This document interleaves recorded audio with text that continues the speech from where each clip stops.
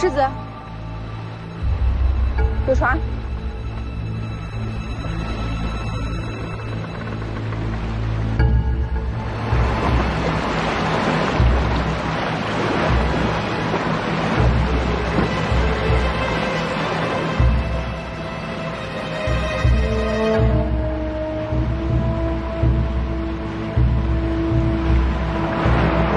这么巧就遇上了，看来也是天要亡他。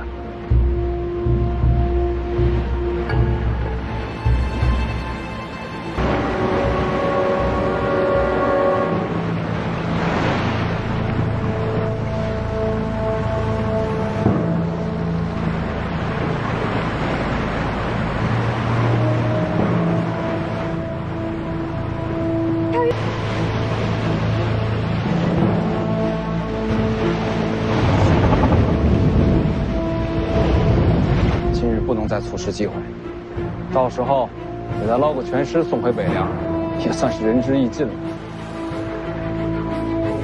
别管建州那家伙了，等他赶到，徐丰年早死了。旗舰不动，左右两舰击沉敌船，不留活口。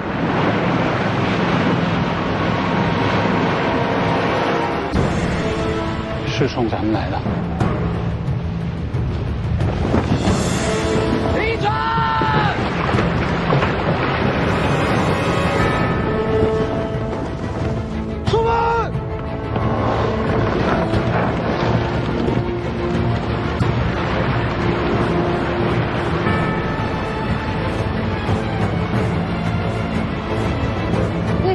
这是干嘛的？那是拍杆，砸船用的。拍杆重量惊人，这两下砸下去，怕船都没了。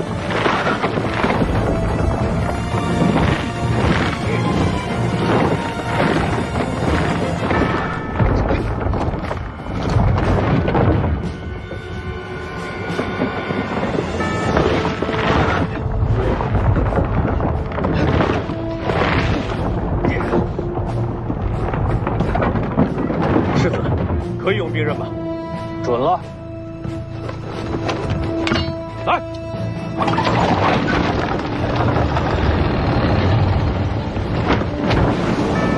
给我躲开！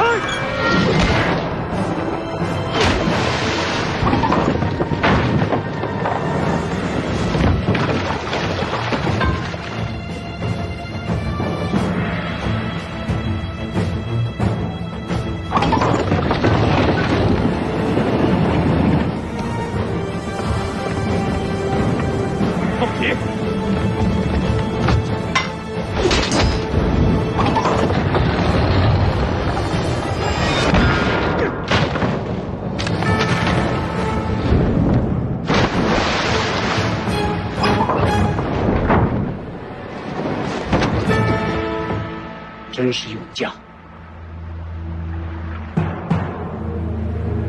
好厉害！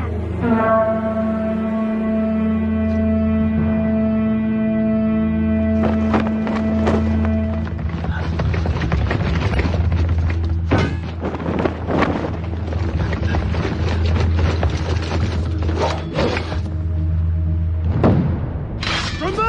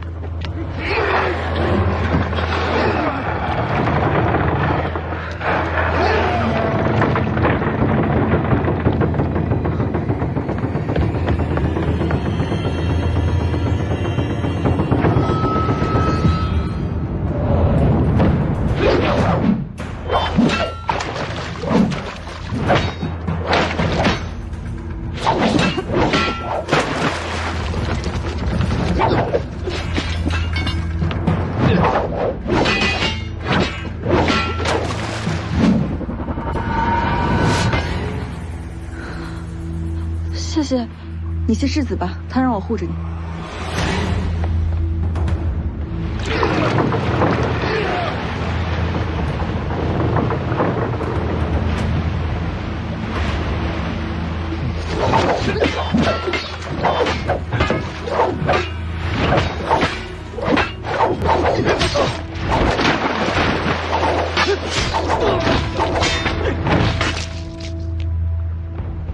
明峨眉，在夺船。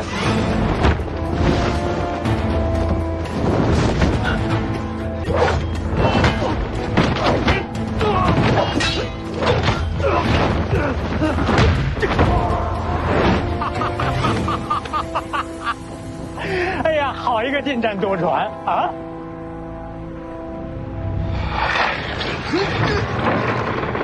魏爷爷，能上那艘船吗？小事一桩。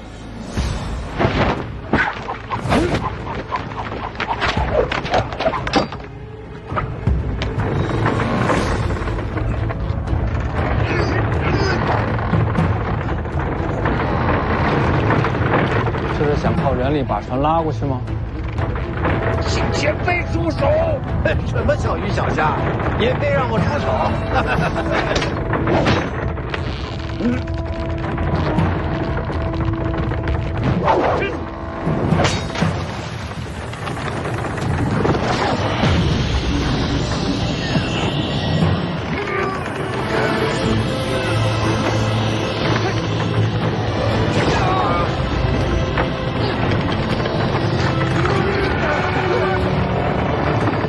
这人莫非天生神力？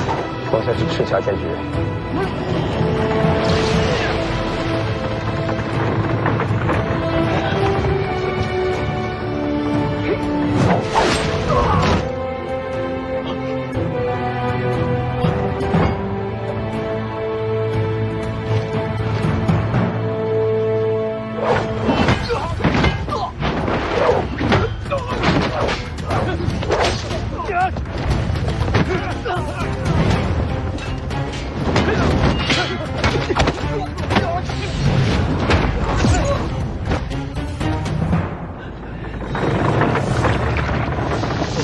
可以了。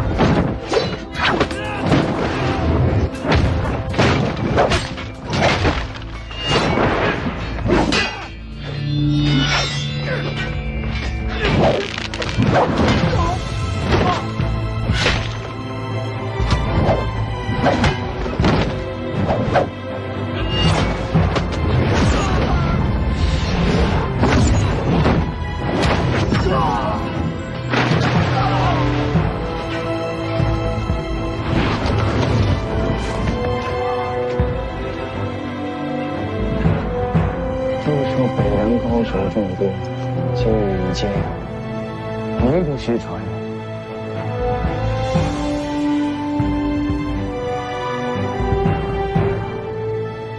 取我神臂弓来！是。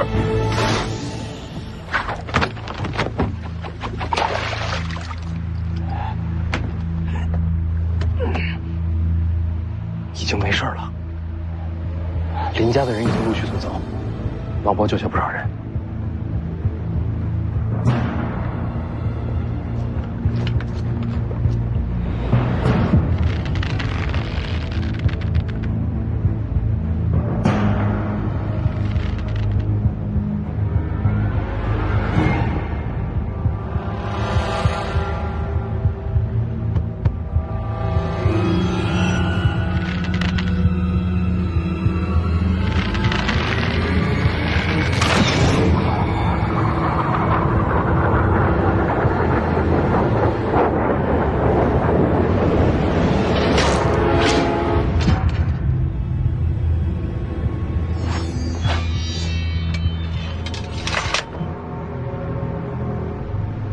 嘿嘿，核桃倒是没白敲啊，大黄庭也差不多是他自己的了。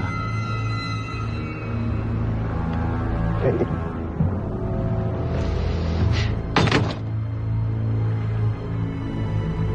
终于到了。来了也不动，怕是吓破了胆。吴家见证不过如此。那艘小船进了厮杀，为什么还不走？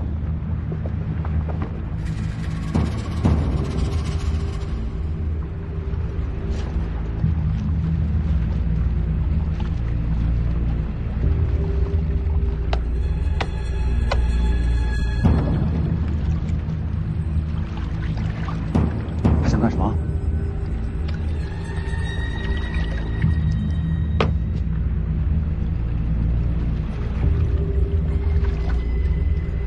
这又是谁？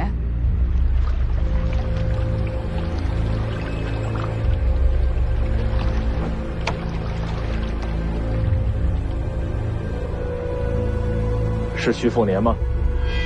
哪位？剑主吴六鼎，你娘当年反出吴家，剑主名声受损，这屈辱总要还上。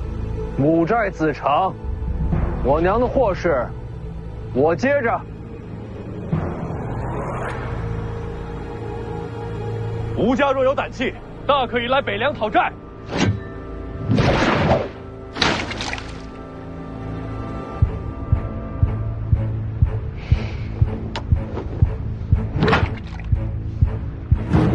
你要接，便接着吧。这是做什么？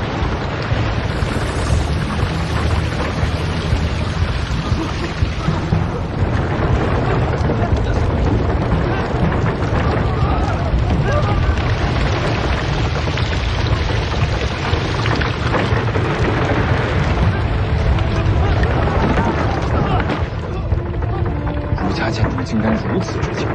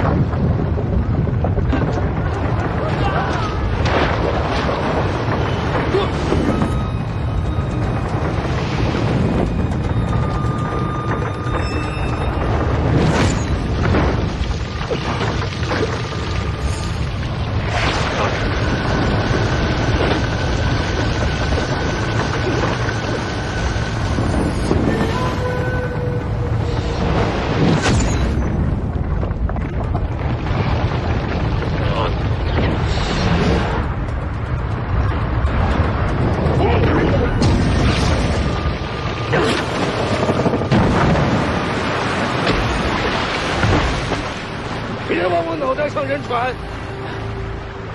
前辈是哪一位？关你球事儿！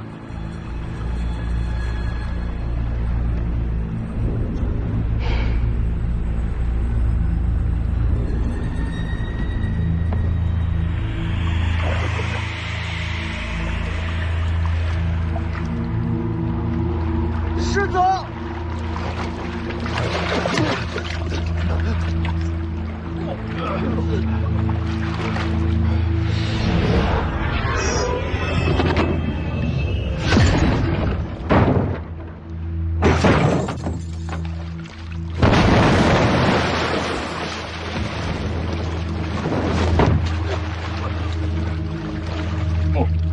真气用的倒是熟啊！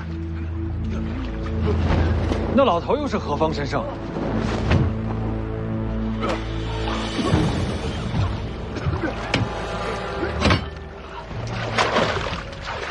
接着。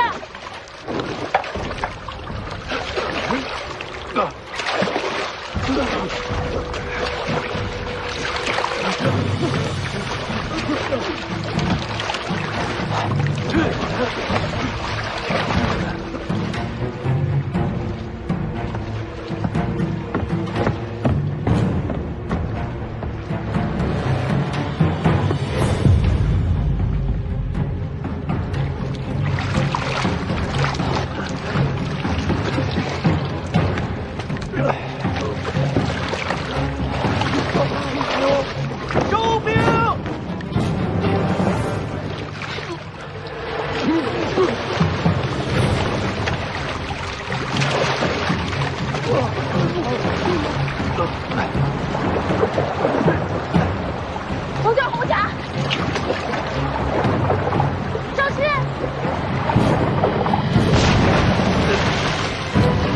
周杰。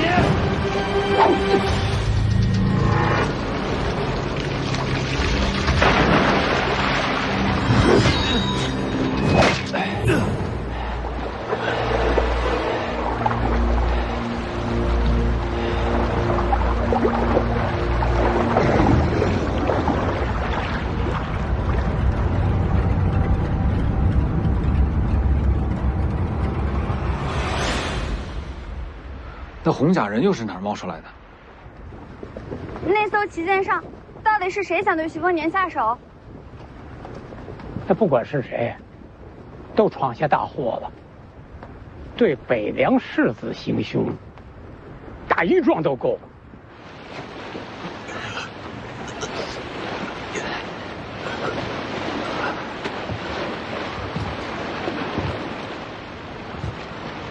徐凤年的船靠过来了，身边都是怪物，看来是杀不成了。把人带上来。是。你入关山，就别在船上了。我先下船，回城之后登门拜会。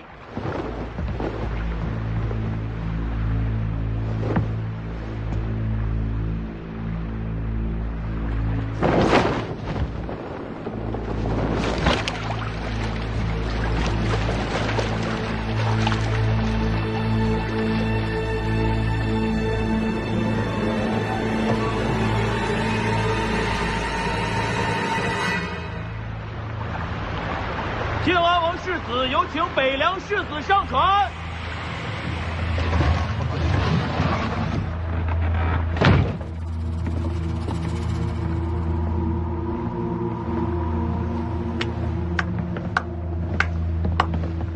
久闻北凉徐凤年大名，今日得见，名不虚传。靖安王世子，正是赵某。这是要杀我？惭愧啊，赵某随水师演练，却被宵小之徒夺权，贼人大胆，竟然还想刺杀徐兄。幸好徐兄无事啊，赵某才松了口气。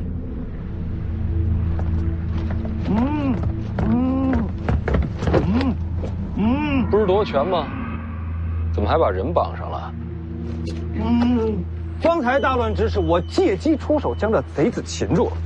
贼子夺船不算，竟然还想刺杀徐兄，当真可恨。他是谁？水师都统韦栋之子，韦唯。射箭的也是他？就是此人。那他知不知道这可是死罪？徐兄说的是，刺杀北凉世子只能是死罪了。赵某不才，为徐兄讨个公道。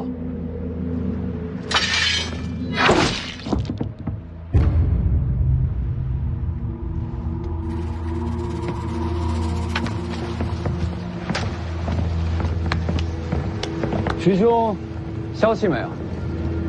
杀得够快的。为国除奸，刻不容缓。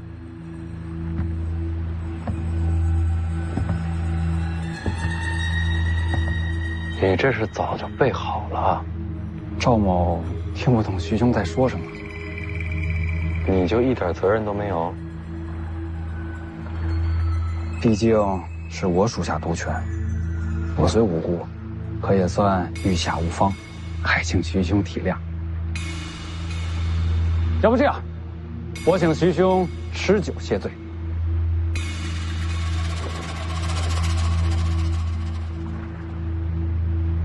沾到血了，多谢。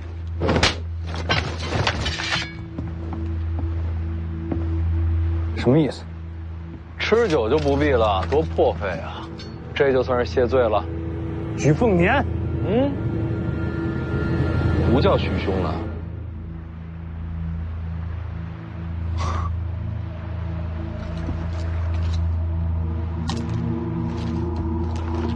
徐兄消气就好。雅量高致，靖安王养了个好儿子，佩服。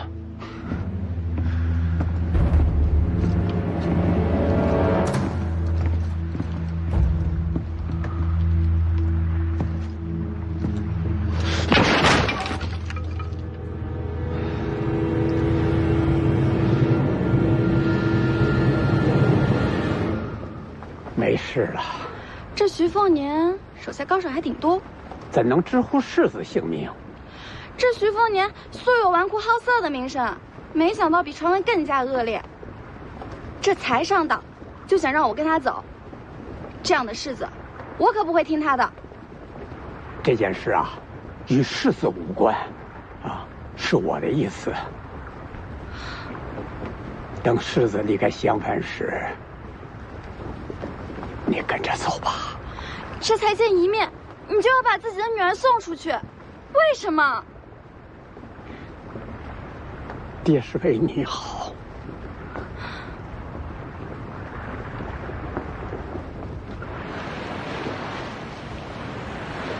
刚才水下偷袭的又是福将洪家，看来想杀我的人一路跟到了青州。会是谁指使福将洪家？难道是刚才的赵寻？如果是赵寻指使的话，洪家偷袭会和楼船强攻配合得更好才是。背后要杀我的这个人是在借赵寻的势。可惜不知道是谁。哼，会再见的。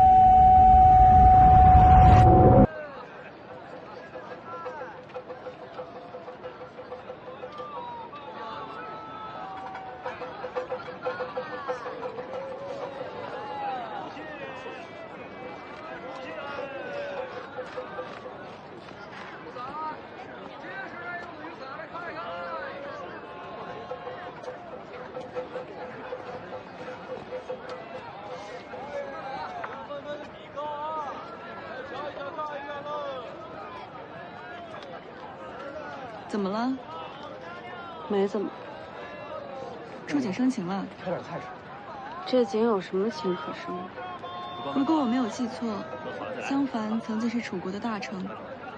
你是楚国公主，重游此地，这好，自有感悟。哪来的什么公主？晚上加点盐，烤了。现在只有一个丫鬟。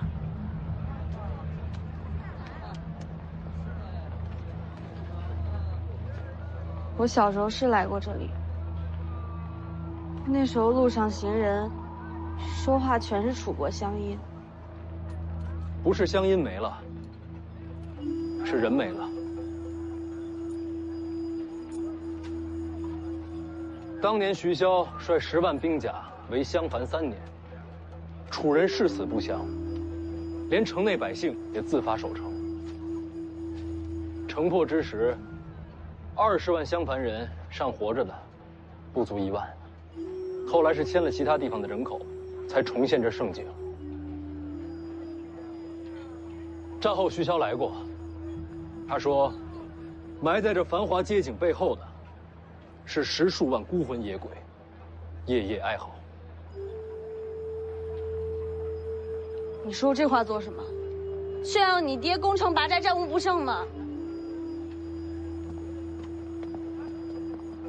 徐骁说这话的意思不是炫耀，还能是什么？其实世上哪有什么牛鬼蛇神啊？他说的孤魂野鬼，并非真的埋在襄樊，而是扎在他的心里。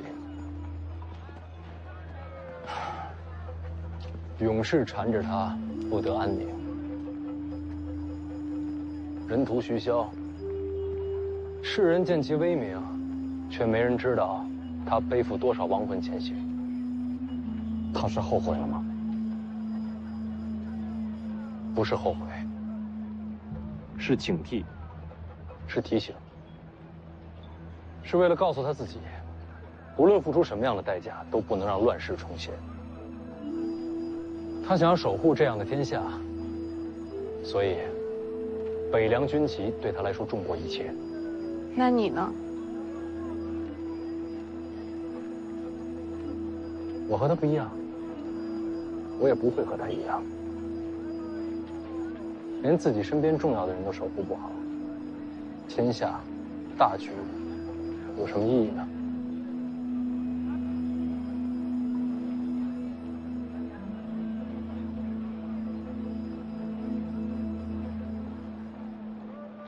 幼稚，你幼稚，你最幼稚。谁说幼稚谁幼稚？我说你幼稚，你就是幼稚。你接下来我们去哪儿？我知道家族的心腹都藏在哪里，我带你们去找。不用找。为什么？靖安王何许人也？你家那些心腹，恐怕早就扫清了。那接下来你想怎么样？这襄樊最好的客栈在什么地方？这条路直走，2个路口右拐就是。我们去客栈，你去靖安王府。我去靖安王府干什么？报仇吗？传话。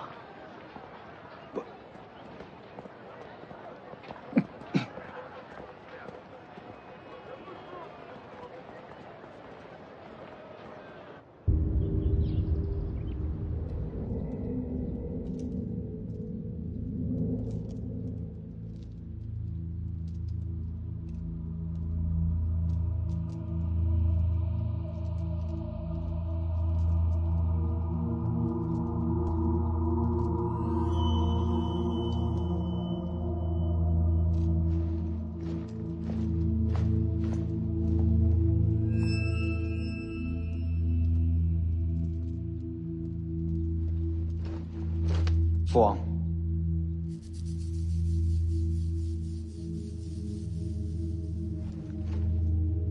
知错了没有？确实没有想到徐凤年身边高手众多。重点不是高手，他背后是北凉。坐。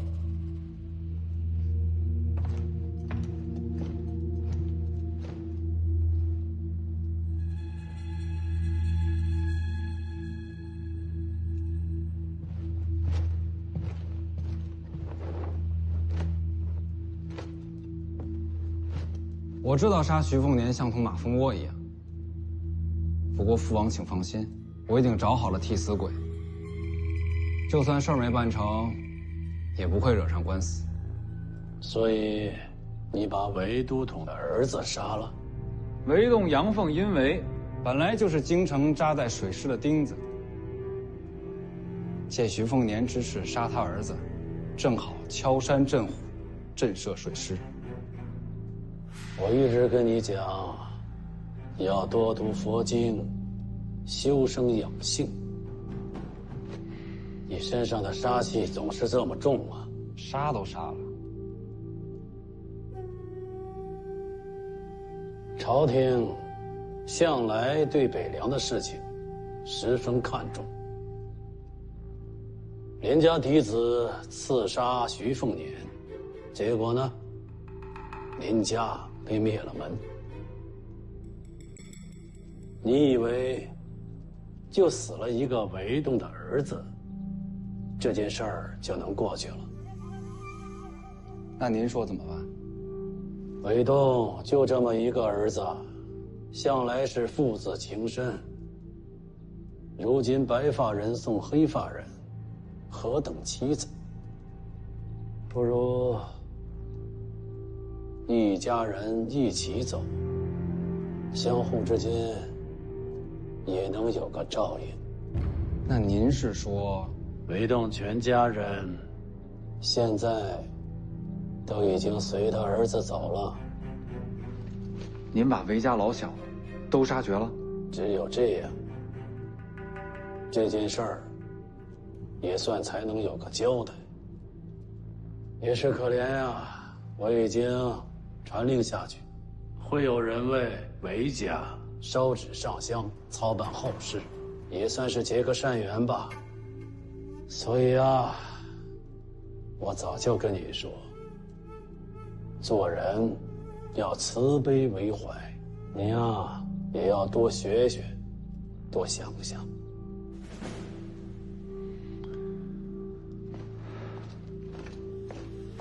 王爷，徐凤年身边护卫在门外传来消息。什么消息？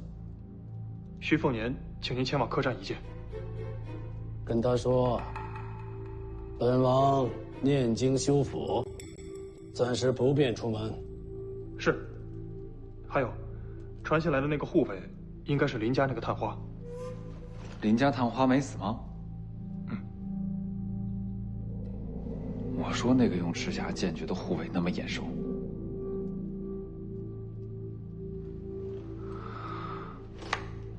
父王，这是欺君啊！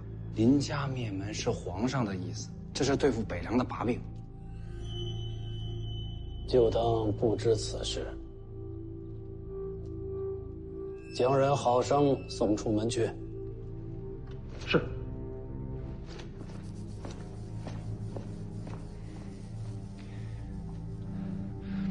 父王，就算不抓那个姓林的，你也要听听徐凤年说什么吧。他毕竟代表北凉。如果不见他，那把人抓起来再说呀。不去管他。北凉世子就在襄樊了，咱们不管吗？你的那位替你出谋划策的学子呢？他说会到府上寻我。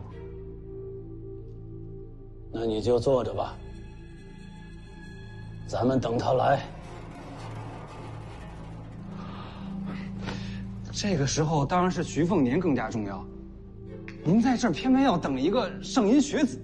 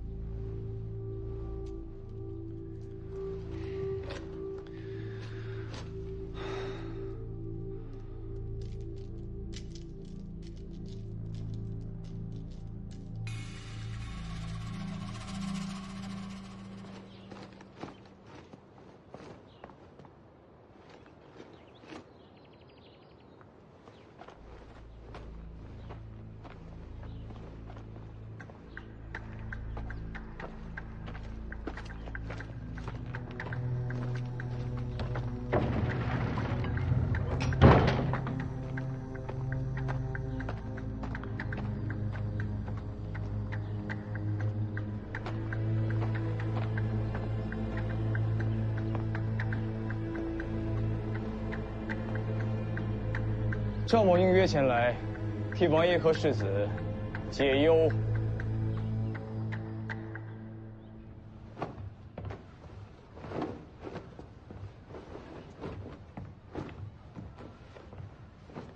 没有见到江王，下人传话说他要念经，暂时不便出门。没关系，那咱们就慢慢等。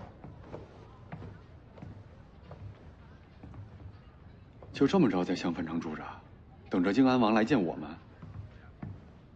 正好逛逛这名城。你倒是真不怕死，这可是人家老巢，随时随地就能把你脑袋砍。他现在不会杀我，赵恒这个老狐狸在等消息呢。什么消息？京城的消息。京城的消息跟你有什么关系？读吧。还是一字一文。童叟无欺。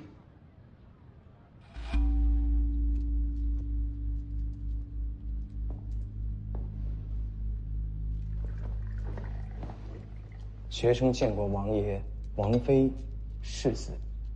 我们见过一面了，不必多礼，直入正题吧。王爷请讲。你是想借我的手杀徐凤年？纠正一下，我是帮您杀徐凤年。我为何要杀他？上次说过了，杀了徐凤年，北凉必反，天下大乱，王爷才能拨乱反正，重夺至尊之位。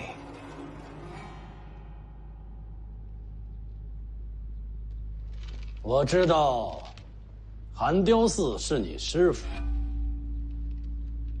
那老奴统领一众宦官，恃才傲物，可他却对你倾囊相授，连保命的福将红甲都送给了你。为什么？王爷想必已有答案。因为你姓赵，你母亲早早过世，随即你被寒雕寺送入京城，然后又把你送进了上阴学宫。学宫素来对学子家世严加排场，唯独对你，却没有人问及过你的父亲是谁。王爷觉得我的父亲是谁？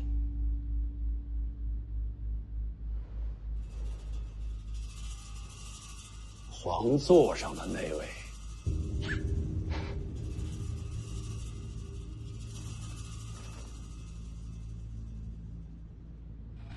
说起来，你得叫我叔叔。宗庙里没有我的名字，我不算皇家人。是。若天下太平，你一辈子无法入主京城。可一旦天下大乱，你的机会便来了。赵凯，你杀徐凤年不是为我，是为你自己。大家都有好处。还是那句话，天下不乱，王爷便不可能再重返京城。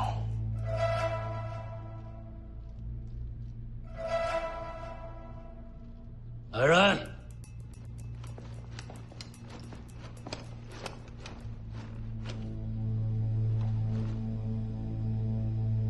将他押进地牢。等等，若是江湖人杀的徐凤年，徐骁便没理由怪罪在王爷头上。我已见识过徐凤年身边的高手，如今能杀他的人，我已背弃，只等王爷下决心。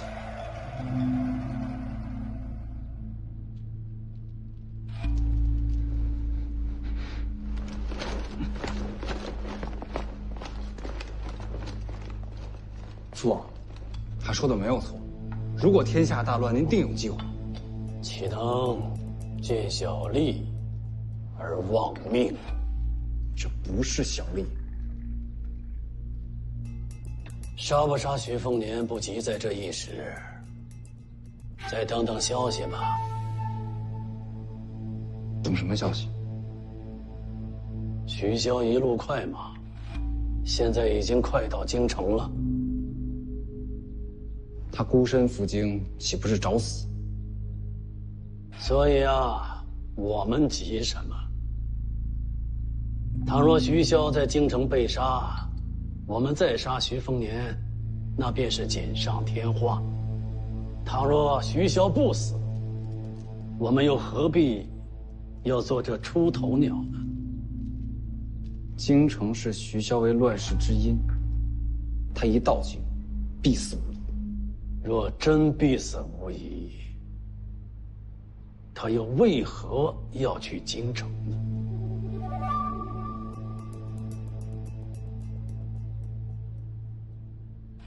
静下心，等消息吧。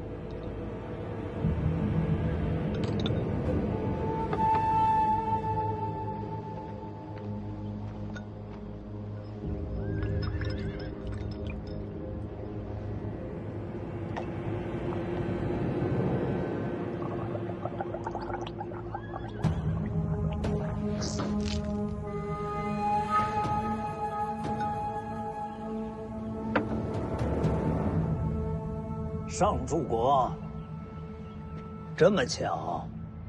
张宰辅，真是好久不见啊！上柱国远道赴京，怎么不进城啊？啊，这不是看到了这棵树吗？怀旧。这棵树有什么旧可怀呀？当年我跟内子出入京城，曾在这棵树下歇息过，还在上面刻了一个记号呢。原来是怀念王妃。阴阳两隔，亏了有这棵树，也算是留个念想。砍了。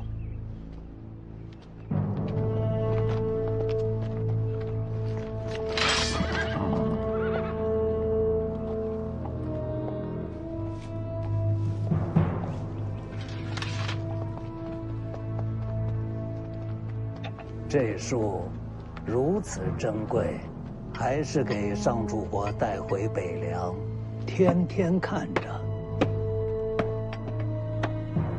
天天念想。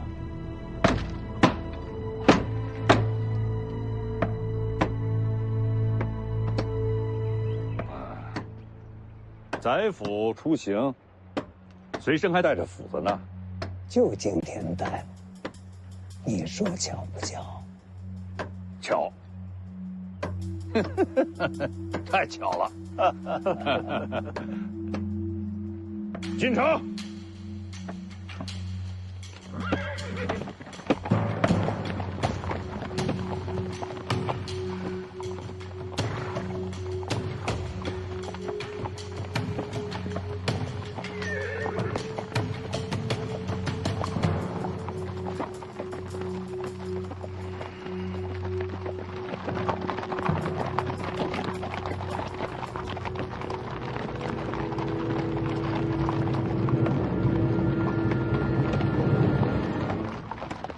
别停，看完它。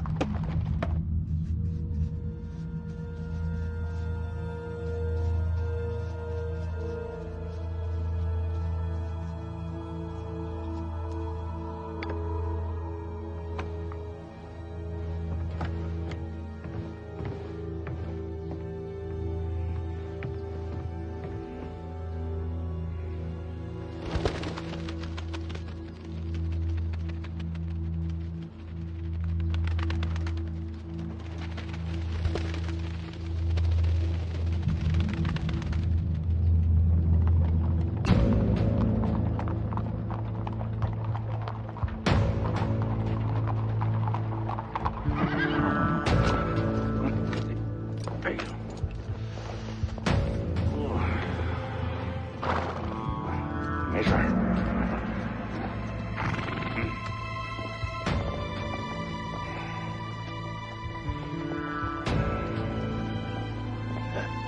这就是徐骁。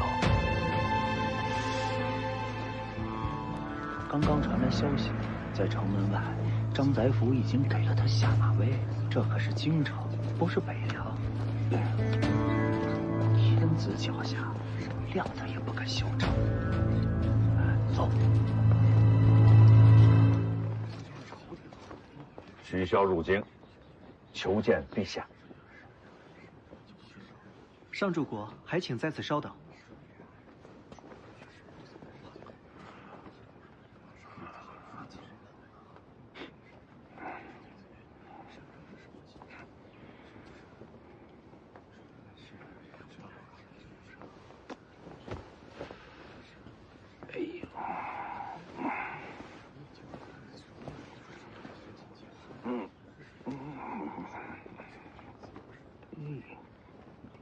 宫门前提刀牵马，何其狂悖不堪！京城重地，别乱了礼制。您哪位啊？迎亲光禄大夫刘体仁。哦，从三品。本朝用旧制，迎亲光禄大夫算正三品。原来算正三品，位高权重，位高权重啊！不讲权势，说的是守礼。哦，来。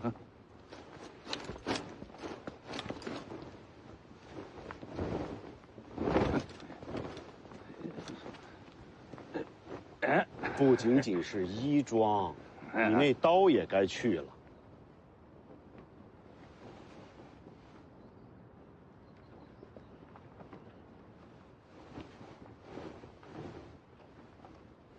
这什么呀？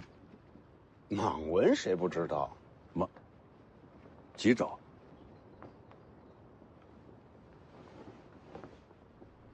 五爪。按礼制，什么样的人敢穿五爪袍？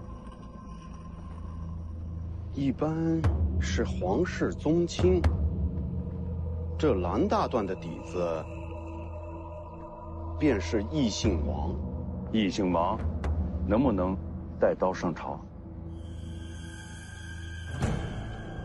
天子御赐，还可带刀见驾。这是陛下给的圣恩。这三品官员，云强，收回去。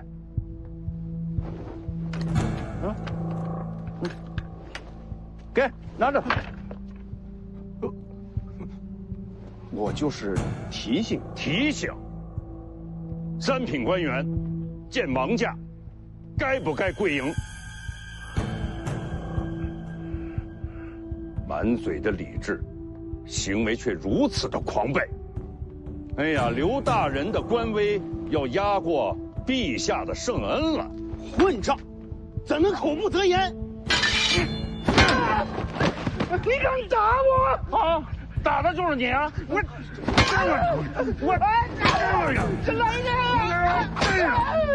救命啊！来人呐！救命啊！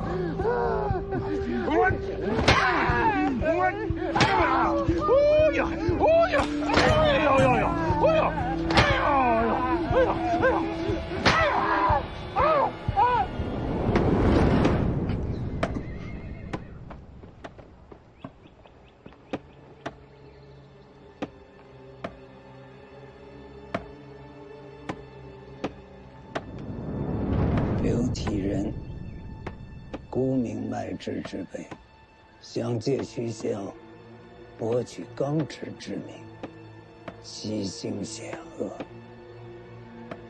他以为徐骁真的怕我不成？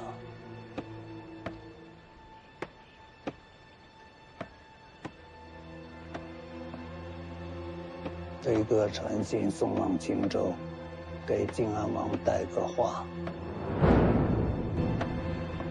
非物自外之，自中生于心。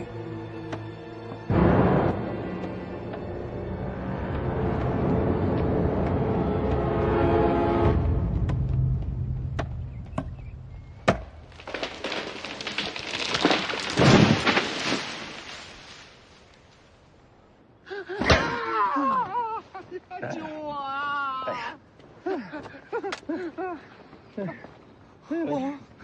哎呦！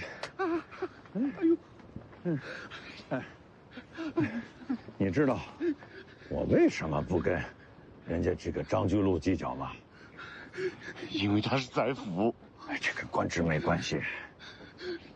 张居禄啊，这为王前驱，不计生死，我多多少少还对他有一点点的佩服。至于你啊，那纯属找死了。来，接着来。来，上主国，见过上主国。杨太岁，上主国，你这是干什么呢？反正等着也是等着，打着玩呗。正三品你打着玩啊？挺勇敢的。上主国，陛下身体有恙，暂时见不了上主后。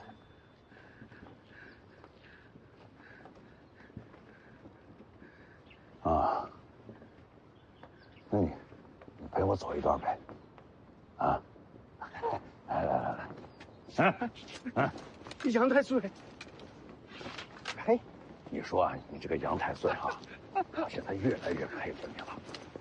都说伴君如伴虎，你这一伴就好几十年，你说你再活这个20-30年，你就可以辅佐3朝的元老了，那可真是名副其实的国师了。我就是一普通的和尚，并无官职。和尚？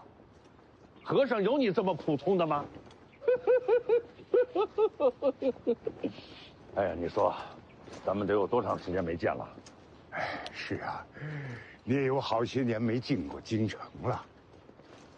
年龄大了，胆子小了。你胆子小？大殿门前打正三品，你要是胆子小啊，这天下可就没胆子大的喽。哎，对了，你说这陛下，是真病了，还是压根儿就不想见我？你自个儿不知道啊？那你说说，他想让我等到什么时候才肯见我呀？哎呀，这就要看你儿子怎么出青州了。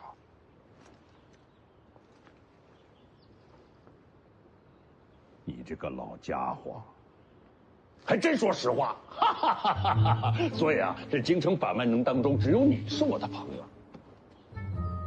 哎呀，你要是不摸我脑袋，我便是你朋友。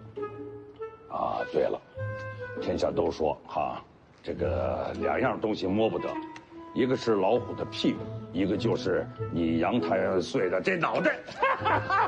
又摸，走，下棋去，走。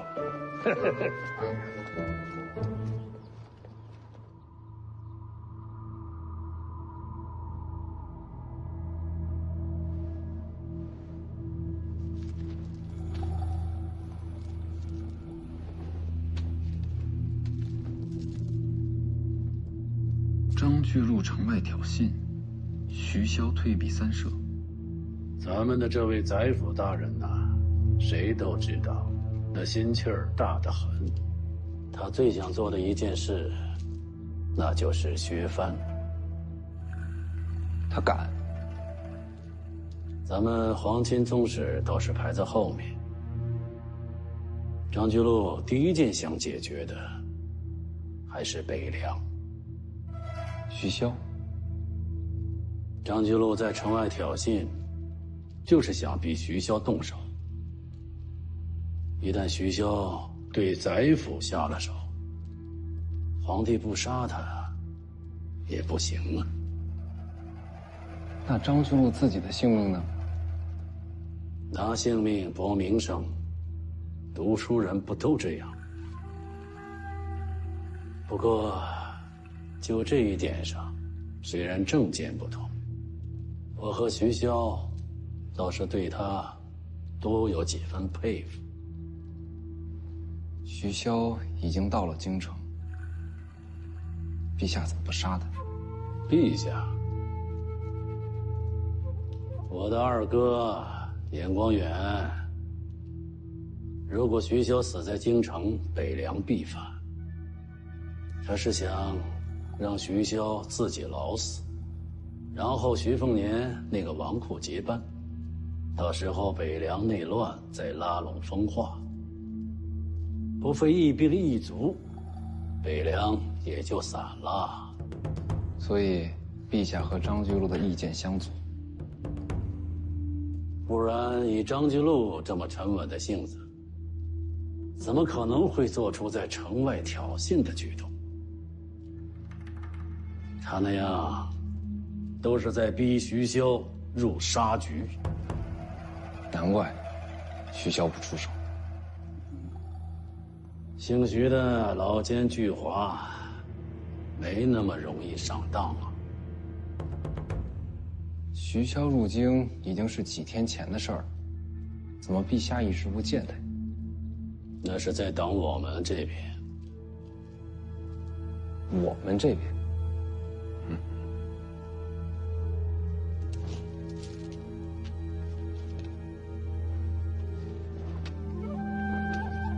这是张居禄送过来的信。非物自外至，自中出于心。这是什么意思？礼有五经，莫重于祭。夫祭者，非物自外至者也，自中出生于心也。这是《礼记》之说。 非物自外，自中生于心。张居禄是在提醒我，有些事不能靠外物推动，还得靠内心自发而为。那是件什么事儿？他是在劝我主动杀徐凤年呢。啊？陛下不见徐骁。 那是在等徐凤年和我们这边的消息。北凉和我们青州对峙已久，如果徐凤年轻而易举地离开襄樊，陛下定会猜忌我们与北凉暗中联手，主动杀了徐凤年，皇城自然安心。 夫祭者，这个祭，也就是徐凤年的性命。那这么说，张居禄提醒的是对的，就杀了徐凤年。杀了徐凤年，北凉必反。到时候京城十有八九会拿着我的人头，去向徐骁赔罪。 咱们这位张宰辅心思动得不错，劝我杀徐凤年。青州和北凉玉石俱焚，他的削藩大计就再无阻碍了。张居禄这老贼真够狠毒的，他就不怕把自己扯进来吗？就那10个字，什么明白话都没有，根本没有办法。 老匹夫，这不是两难吗？啊，左也不是，右也不是，那该如何是好？既然都看着，那就动动吧。备车，我和王妃去见见徐凤年。他也去。